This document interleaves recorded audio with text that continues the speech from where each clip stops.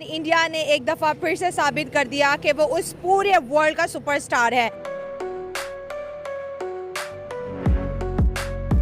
इसमें डोभाल और पुतिन एकदम आमने सामने बैठे हुए नजर आ रहे हैं। जो तस्वीर हम आपको दिखा रखे हैं, उन्होंने ये कहा, अजीत डोभाल ने प्रेसिडेंट पुतिन को, कि प्राइम मिनिस्टर नरेंद्र मोदी ने मुझे आप तक ये पैगाम पहुंचाने को कहा है। जैसा कि प्रधानमंत्री मोदी ने आपसे टेलीफोन पर बातचीत की थी, वो आपको अपनी यूक्रेन यात्रा और राष्ट्रपति ज़ेलेंस्की के साथ हुई मुलाकात के बारे में जानकारी देने के लिए उत्सुक थे। वो चाहते थे कि मैं पर्सनली और स्पेशली रूस जाकर आपसे मिलूं और आपको उस बातचीत के बारे में बताऊं। आमतौर पर पुतिन इस तरह से किसी नेता से नहीं मिलते, वो राष्ट्र अध्यक्ष तक से इस रूप में नहीं मिलते। ऐसे में डोभाल के साथ उनकी ये मुलाकात काफी मायने रखती है। इंडिया के पीएम की तरफ से ये कोशिश है पूरी कि अगर अमन लाया जा सके, पीस लाया जा सके दुनिया में, तो ये बहुत अच्छा होगा। उन्होंने कैमरे के सामने जिस तरह से पुतिन से बातचीत की, उससे साफ तौर पर लगता है कि भारत रूस और यूक्रेन युद्ध को खत्म करने के लिए गंभीर प्रयास कर रही है। मैं आपको पहले भी ये बात बता चुकी हूँ, मैं ये पहले भी कह चुकी हूँ कि मैं यही समझती हूँ कि इस जंग रुकवाने में जो इंडिया है वो बहुत अहम रोल प्ले कर सकता है, और वो मुझे लग रहा है कि इस वक्त ये हो रहा है।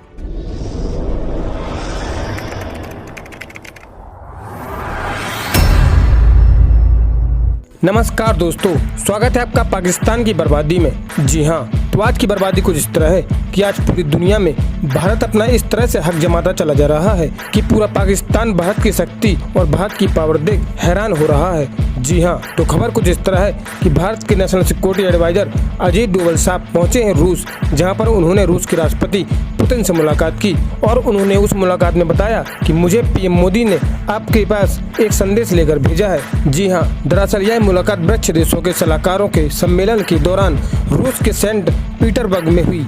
मुलाकात के दौरान अजीत डोभाल साहब ने पुतिन से बातचीत की और उस बातचीत की वीडियो सोशल मीडिया पर आज तेजी से वायरल हो रही है। जी हाँ, अजीत डोभाल साहब ने पीएम मोदी का संदेश पुतिन तक पहुंचाया और पुतिन ने भी पीएम मोदी को रूस आने का निमंत्रण दिया।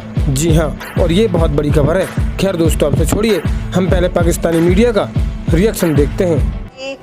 ये मैं इसको दुनिया की एक बड़ी डेवलपमेंट समझती हूँ कि 5th लार्जेस्ट इकोनॉमी के national security adviser Ajit Doval Russia पहुँचे और वहाँ पर उन्होंने प्रेसिडेंट पुतिन को मैसेज दिया। उन्होंने ये कहा कि मैं आपको भी आप सुनेंगे तो आपको एग्जैक्टली पता चलेगा कि उनके क्या अल्फाज थे, क्या वर्डिंग उन्होंने यूज़ की।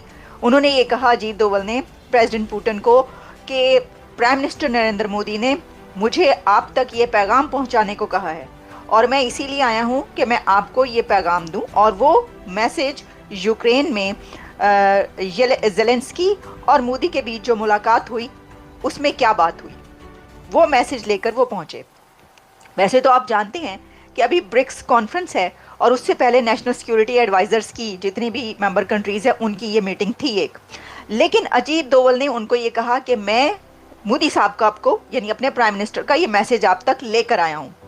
और फिर प्रेसिडेंट पुतिन ने उसके ऊपर जो कहा वो मैंने आपको बता दिया कि जो नरेंद्र मोदी हैं वो मेरा बहुत अच्छा दोस्त है, हमारे बहुत गुड फ्रेंड, तो हम तो वेट कर रहे हैं, हमें इंतज़ार है उनका। इसकी वजह यह है कि आपको पता है कि ब्रिक्स अटेंड करने के लिए उन्होंने अक्टूबर में जाना है रशिया।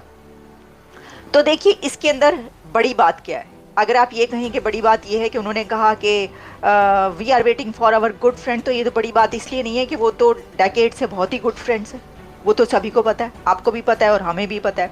उन्होंने ये कहा कि मैं पैगाम लेकर जो है आपके पास आया हूँ।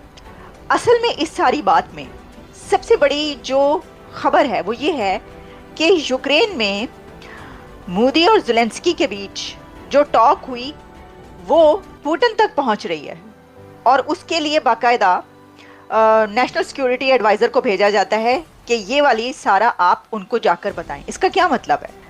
तो क्या ये बात है कि कोई पीस प्लान अंडरवे है, कोई पीस प्लान बनाया जा रहा है या कोशिश की जा रही है कि इस जंग को रोका जा सके?